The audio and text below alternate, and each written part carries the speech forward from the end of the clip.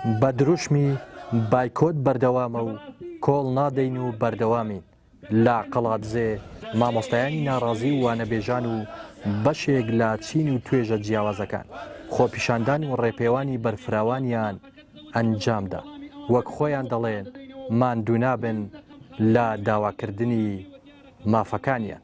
ئاشکرایە کە ئێمەی مامۆستایان زیاتر لە 3 مانگ ئەوە وەرزێکی خوێندن تێپەڕی لەسەر شقامین و داوای سادەترین و ڕەواترین مافی خۆمان دەکەین، بەڵام دەسەڵاتی دز و گەندەڵ هیچ وەڵامێکی نیە بە وشەیەک وەڵامی ئەمە نەداتەوە و شەڕی ئیرادە و شەڕی خۆراگری لەگەڵ ئێمە دەکات. بۆیە ئەمە لێرەوە پێیان دەڵێن کە دڵنیابن لەوەی ئەم جارە ناوەندەکانی خوێندن ناکرێتەوە، خەباتی مەدەنی مامۆستایان بەردەوام دەبێت تا جێبەجێکردنی دواخاڵی داواکاریەکانمان. دەسەڵاتێکە دڕاق ناخڕەشە بە شێوەیەک هەڵسوکەوت دەگەڵ مامۆستایان لەگەڵ هاوڵاتیان بەگشتی دەکا کە هیچ باکی نییە، باکەکەش لەسەر ئەوەیە کاوان گرە و لەسەر شو درێژی مامۆستایان دەکەن کە پێیان وایە هەرچۆنێک بە ڕۆژێک دەبێت بایکۆت دەشکێن و دەستنە هۆڵەکانی خوێندن. کە لێبراوانە داوای مافەکانی خۆی دەکات.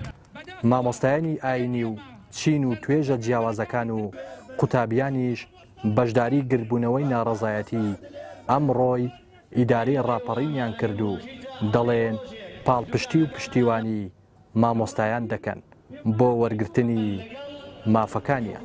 پێویست ئێمە هەست بۆ مەترسێ بکەینکەوە ئەم کێشەیە تەنها کێشەی مامۆستانیە، تەنها کێشەی زانای ئاین نییە، بەڵکو کێشەی سەرجەم سێکتەرەکانی ژیانە لە کوردستان. دەکەینکەوە حکوومەت بێتە سەرخەت ئەو میلەتە چی دەوێت؟ ژیانێکی سەربەرزانە، ژیانێکی دەوێت کە چۆ ماڵەوە سەرشۆڕی منداڵەکەی نەبێت. بێکی پۆلیسە هەست دەکەم مامۆستایان پارەیان بێتێ لەلایەن حکوومەتەوە، پێم خۆشم قوتابخانە بێتەوە، بەڵام با مامۆستایان مافەکانیان پێ بدرێ. خوێندکاری پۆلی 12 ئامادەی هاتوون پشگیری مامۆستایانم دەکەم. مامۆستایان چینێکن کە مافیان خوراوە، هەموویان لەسەر حەقن. ئەشهد بالله مامۆستایان بەکێشن بە توانان، بەس حەقیانە لەسەر ماف و حەقی خۆیان وەجەواب بێن.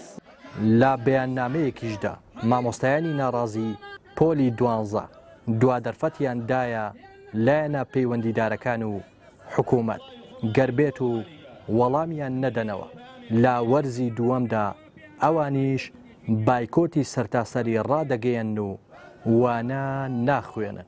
ئەگەر دەسەڵات هەر ئاوا خەمسەردانە مامەڵە بکات وەڵامی داوەڕەوەکانمان نەداتەوە، ئەوە لە سەرەتای وەرزی دووەم لە سنووری پەروەردەی پشدەر بایکۆتی سەرتاسەری ڕادەگەیەنین و هیچ قۆناغێکی خوێندێن بە قۆناغی 12شەوە ناکرێتەوە. ئێوە خەڵکی پشدەرن، پشدەری هەردەم مردن.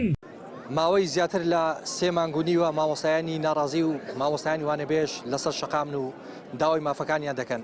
بەو هۆیەوە پرۆسەی خوێندن پەکی کەوتووە و تاکو ئێستاش لایەنە پەیوەندیدارەکان و حکوومەت خەمساردن لە ئاستی وەڵامدانەوەی داواکاریەکانیان.